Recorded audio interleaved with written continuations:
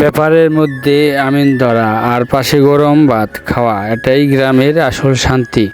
ব্যাপার খাওয়া মানেই শুধু খাবার না, এটা হলো সবাই মিলেমিশে আড্ডা আর ভালোবাসা ভাগাভাগি করার মুহূর্ত।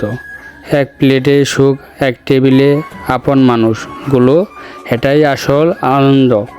সবাই মিলেমিশে ব্যাপার খাওয়া, গ্রামের সেই পুরনো আনন্দ এখনও হৃদয়ে গেঁথে আছে। খাবারের স্বাদ শেষ হয়ে যায়, কিন্তু একসাথে কাটানো মুহূর্তগুলো স্মৃতি হয়ে থাকে। ব্যাপার খাওয়ার আসল মজা তখনই যখন পাশে থাকে নিজের মানুষগুলো। হাসি ঠাট্টা আর একসাথে খাওয়ার এই মুহূর্তগুলো জীবনের সবচেয়ে সুন্দর স্মৃতি।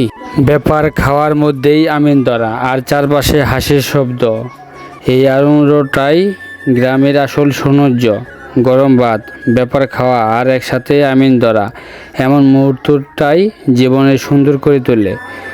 ব্যাপার খাওয়া মানেই এক ধরনের শান্তি, যা সবাই মিলেমিশে একত্রে হতে পারছি, এটাই আলহামদুলিল্লাহ। সবাই দোয়া করবেন যাতে যার জন্য ব্যাপার তার মনের বাসনা যাতে পূরণ হয়। সবাই দোয়া করবেন।